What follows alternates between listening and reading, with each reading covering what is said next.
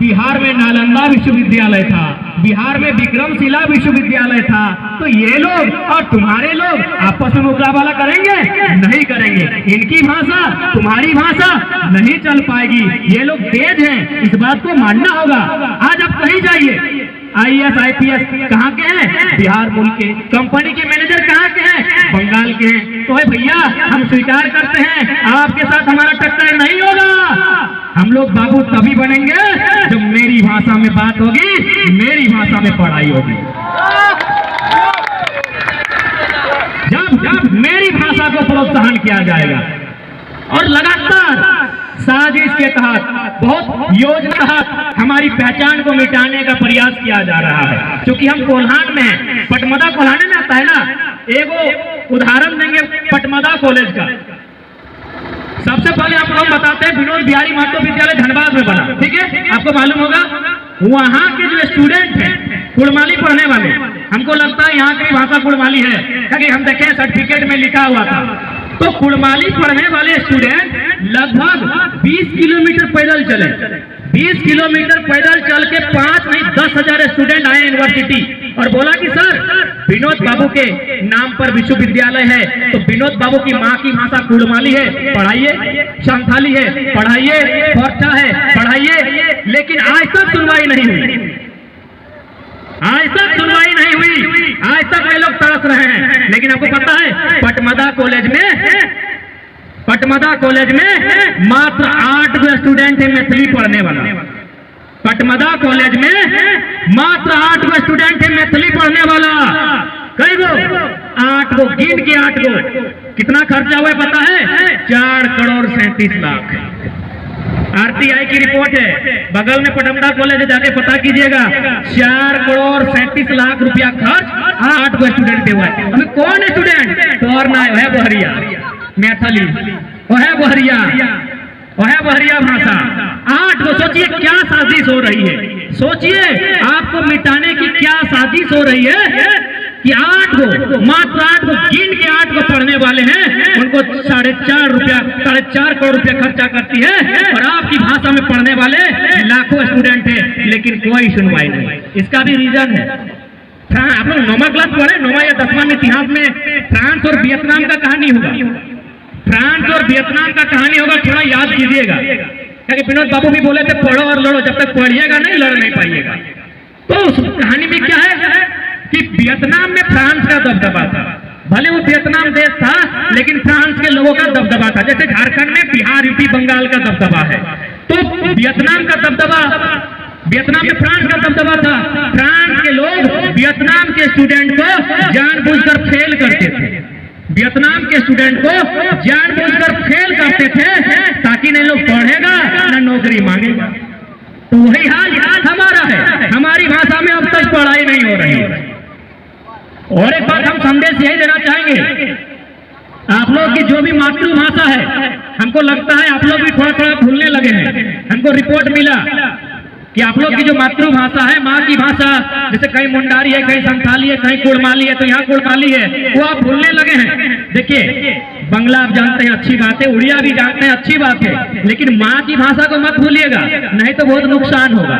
कैसे से वो कहानी बताते हैं, फिल्म का ही कहानी का, फिल्म बहुत देखते हैं, खासकर माँ काकी जेठी सब खूब है, देखो उन लोग बहुत ज्यादा देखती है। बाहुबली फिल्म देखे हैं? बाहुबली देखे हैं ना? बाहुबली में जब पहली बार देवसेना और जो हीरो लागो बाहुबली ओखनी के भेंट यानी मुलाकात, तो देखिएगा एगो शब्द के जिक्र हुआ है, पिंडारी। बाहुबली फिल्म में तो हाथ खड़ा कीजिएगा भाई लोग, याद है तो? बाहुबली फिल्म में जब देवसेना और बाहुबली की पहली भेंट होती है, ओखनी पहली बार भेंटा हो, तो एगो शब्द वो पिंडारियों ने हमला कर दिया। पिंडारी फिल्म में नहीं, रियल में हुआ करता था। आज से 200 साल पहले पिंडारी, आज पिंडारी के लोग कहीं नहीं है। तो भैया पिंडारी आज क्यों नहीं है? भाषा खत्म, संस्कृति खत्म, आज पिंडारी खत्म।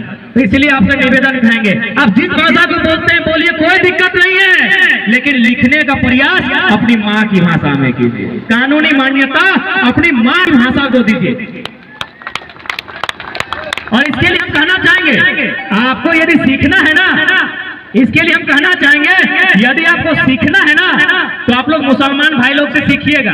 उन लोग इंडिया का किसी कोना में रहे, हर कोना में उर्दू बोला नहीं जाता है, उर्दू सीखना पड़ता है, लिखना पड़ता है, बोला नहीं जाता है। लेकिन जब भी जनगणना आती है, जब भी जनगणना आती है, हर एक मुसलमान भाई उर्दू लिखने का काम करता है। भले उर्दू जाने समझे या ना समझे, वो गुजरात में रहे चाहे असम में, यदि वो मुसलमान है तो उर्दू लिखेगा। क्यों? क्योंकि जानता है कि मेरी पहचान अगर बचाना है एक अपनी भाषा लेकर चलनी होगी, क्योंकि वो भाषा 8वीं अनुसूची में आएगी, और जो 8वीं अनुसूची में आती है उसको प्रधानमंत्री नहीं हटा सकता है। जो 8वीं अनुसूची में आ जाता है उसको प्रधानमंत्री नहीं हटा सकता है। तो इसलिए आप लोग मुसलमान भाइयों से बहनों से सीखिए, उस समाज से सीखिए। आप किसी भाषा में बात करें, किसी भाषा को जाने समझे, जब लिखने की बात आए अपनी माँ की भाषा को जनगणना में लिखने का काम कीजिए। ये संदेश रहेगा मेरा। मुंडारी बोलते हैं तो मुंडारी लिखिए, संथाली बोलते हैं तो संथाली, और कुड़माली बोलते हैं तो कुड़माली लिखिए, लेकिन अपनी माँ की भाषा को लिखिए, नहीं तो फिर हमारी जो मूल पहचान है वो धीरे धीरे मिट जाएगी। अब थोड़ा इतिहास की बात करते हैं। बहुत सारे लोग कहते हैं ना कि भाई तुम लोग बहुत झारखंड झारखंड करता है, भाई लोग बोलता है कि बड़ी झारखंड झारखंड बोलता है। 2000 से पहले झारखंड कहाँ था? बोलता है ना कि 2000 से पहले झारखंड कहाँ था? तो यहाँ से उत्तर यहीं से देते हैं, और आपको भी पूछे तो आप भी उत्तर दीजिएगा कि बिहार कब बना है, किससे बना है? बंगाल से बना है ना। बंगाल प्रेसिडेंसी, उस समय अंग्रेजों के टाइम क्या थी? बंगाल प्रेसिडेंसी। उसी से ना बिहार बना है। कब? 1912 में। 1912 में। CIT कानून कब बना है? 1908 में। छोटा नागपुर टेनेंसी एक्ट, तो यही छोटा नागपुर तो संथाल परगना मिला के झारखंड बना है। तो हमको 4 साल पहले से हैं, हमको 4 साल पहले से हैं। अरे यही नहीं, बच्चा लोग JSSC और JPSC के बहुत कोई तैयारी कर रहा है, तो क्या है वो क्वेश्चन है ना कि झारखंड शब्द का पहला उल्लेख कहाँ मिलता है और कब मिलता है? थोड़ा बताइए। झारखंड शब्द का पहला उल्लेख कहाँ और कब मिलता है? थोड़ा बताइए पढ़ा लिखा भाई बहन सब। एक ताम्रपत्र में मिलता है, 13वीं शताब्दी में मिलता है ना? 13वीं शताब्दी में एक ताम्रपत्र मिलता है। 13वीं माने क्या? 1200 से लेकर 1201 से लेकर 1300 के बीच को 13वीं शताब्दी कहेंगे। यानी आज से 700 साल पहले बिहार का अता पता नहीं था। बिहार का अता पता नहीं था। 700 साल पहले एक ताम्रलेख में झारखंड शब्द का जिक्र है। झारखंड की सदियों से एक अलग पहचान है। झारखंड की सदियों से एक अलग पहचान है। ये लोग हमेशा दुनिया के लोगों से दूर रहे हैं। ये जंगल में, वनों में, मांदर की थाप में नाचने गाने, अपने खेती के माध्यम से जीने वाले लोग रहे हैं। इनकी सदियों से एक अलग पहचान रही है। और अब तो हम अलग हैं, हम अलग लोग हैं। ये बात तो भूगोल इतिहास भी कहने लगा है। कुछ दिन पहले सिंहभूम से वो दैनिक भास्कर का पहला पेज छपा था। किसी पहाड़ से अमेरिका और ऑस्ट्रेलिया का रिसर्चर लोग यहाँ रिसर्च करके गया कि दुनिया की पहली उत्पत्ति अफ्रीका से नहीं, झारखंड का पहाड़ से हुआ है। तो अब तो हमारा पहाड़ भी बता रहा है। सारंडा है ना, 100 पहाड़ियों से घिरा पहाड़ ना, सारंडा। तो पहाड़ सभी बताने लगा है। अब तो पहाड़ सब, नदी नाला, स्वर्णरेखा नदी और दामोदर नदी के आंचड़ा भी बता रहा है कि हम लोग की भिन्न पहचान है, हमारी अलग पहचान है, हमारी अलग पहचान है। इस बात को समझना होगा, हम दुनिया के जैसे नहीं हैं। अब बोलिएगा कैसे? तो इस पर भी एगो इतिहास की बात करते हैं। एगो किताब है, बहुत बड़े विद्वान ने लिखा है, H.H. रिजले, इंग्लैंड के एक बहुत बड़े विद्वान थे। The people of India, the people of India यानी भारत के लोग, हिंदी में कहेंगे भारत के लोग। उस किताब में उन्होंने बहुत ही लगभग 10 साल या 15 साल उन्होंने रिसर्च किया, पूरा इंडिया घूमा, कश्मीर से कन्याकुमारी से अफगानिस्तान, तब तो पूरा इंडिया क्या था ना। पूरा इंडिया घूमने के बाद उसने रिपोर्ट बनाई। H.H. रिजले ने 1865 में एक कानून बनाया, इंडियन सक्सेशन एक्ट। 1865 में एक कानून बनाया, इंडियन सक्सेशन एक्ट। उस कानून में जमीन का मामला था, कुछ धार्मिक मामला था, कुछ सामाजिक मामला था, और पूरा इंडिया पे लागू था। इंडियन सक्सेशन एक्ट का कानून पूरा इंडिया में लागू था। लेकिन 20 साल बाद वही इंसान कहता है कि झारखंड को छोड़ दीजिए, छोटा नागपुर को इस कारण मत थोपिए, ये लोग अलग लोग हैं। वही इंसान जो कह रहा था 20 साल पहले कि पूरा इंडिया में एक ही को कानून होगा, इंडियन सक्सेशन एक्ट, 20 साल बाद कह रहा है कि झारखंड को छोड़ दीजिए, छोटा नागपुर को छोड़ दीजिए। ये लोग अलग टाइप के लोग हैं। तो हम लोग अलग टाइप के लोग हैं, हमारी सदियों से एक अलग पहचान है। अरे जब अंग्रेज नहीं आए थे, जब मुगल नहीं आए थे, जब किसी सभ्यता का विकास नहीं हुआ था, तब से हम लोग हैं राण सभ्यता के लोग हैं। हम लोग राण सभ्यता के लोग हैं, हम लोग राण के लोग हैं। यही तो हमारी पहचान है, और इसी पहचान को ये लोग लगातार मिटाने का प्रयास कर रहे हैं, लगातार कर रहे हैं। तो इसलिए आपको अब सजग रहना होगा, तत्पर रहना होगा, क्योंकि आज अगर नहीं लड़ पाते हैं तो आने वाली लड़ाई नहीं कर पाएगी। क्यों? लड़ा कब जाता है? जवानी के टाइम की, बुढ़ाड़ी के टाइम, जवानी के टाइम ना, है ना?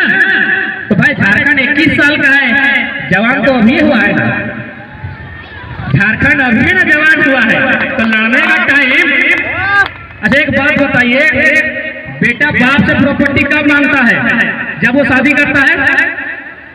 बेटा बाप से हिस्सा कब मांगता है? जब वो शादी करता है। शादी करने का उम्र क्या है? कानूनी। अरे क्यों तो 16 में कर देता है, कोई तो 40 में करता है, कोई 50 में करता है, कोई चूल पका के करता है। कानूनी क्या है? 21 साल। झारखंड 21 साल का, तो हक तो मांगने करेगा, अधिकार मांगेगा ही मांगेगा। झारखंड 21 साल का हो गया है, बेटा बाप से अधिकार 21 साल में मांगता है। हम भी अधिकार 21 साल में मांग रहे हैं। ये मेरा संवैधानिक अधिकार है, इट्स माय कॉन्स्टिट्यूशनल राइट, ये मेरा संवैधानिक अधिकार है। अब थोड़ा सा संविधान की भी बात करते हैं। भारत एक संवैधानिक देश है, और लोग बार बार कहते हैं कि संवैधानिक रास्ता अपनाओ, संवैधानिक रास्ता अपनाओ, संवैधानिक।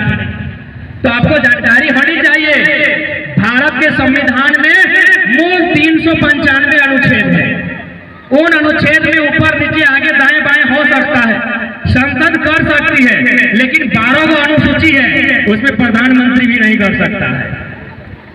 12 गो अनुसूची है, उसमें न्यायपालिका भी एक न्यायिक समीक्षा करेगी। हस्तक्षेप न्यायपालिका और प्रधानमंत्री संसद भी नहीं कर सकती है 12 अनुसूची में। उसी में एक अनुसूची है 9, अनुसूची 9, जिसमें सीएनटी का 3 गो कानून है। कानून 46, कानून 48, कानून 71, ये 3 गो कानून अनुसूची 9 में है, भूमि कानून में है। अब वो कानून क्या है थोड़ा बता देते हैं। कानून 46 कहता है, आप भले झारखंडी कहे नहीं है, आप भले झारखंडी कहे नहीं है, ST SC OBC का जमीन आप नहीं ले सकते हैं। तो ये कंपनी बताए, ये नेता मंत्री IAS IPS बताए, आप किसका जमीन लिए हैं? संविधान की बात करते हैं, संविधान हम भी पढ़ने सीख गए हैं, इसलिए आपको कोड के निकालेंगे। आप अनुसूची 9 का उल्लंघन किए हैं, आप CNT का उल्लंघन किए हैं, आप अनुसूची 9 का यानी संविधान का उल्लंघन आप किए हैं, हम नहीं। हम उल्लंघन नहीं किए हैं, संविधान का उल्लंघन आप किए हैं। कानून 71 वो भी अनुसूची 9 में शामिल है। कानून 71 कहता है ना, कानून 71 कहता है कि यदि कोई झारखंडी, जो लोग उस कानून के दायरे में आते हैं, मुख्य आदिवासी, यदि उसकी जमीन कोई बहला के फुसला के ले लेता है तो 100 साल बाद वो ले लेगा, तुम रोक नहीं सकता है। वो 100 साल भी जमीन वापस लेगा, चाहे जमीन टाटा के पास है, बिड़ला के पास है, अडानी के पास है, अंबानी के पास है, यही कानून है। और आप उसी कानून में आते हैं, आप उस कानून से बाहर नहीं है। तो अब हमको मत सिखाइए कानून, हम लोग भी पढ़ने लगे हैं, सहले तो लड़ने लगे हैं, और वही लोग का पेट में दर्द होने लगा है।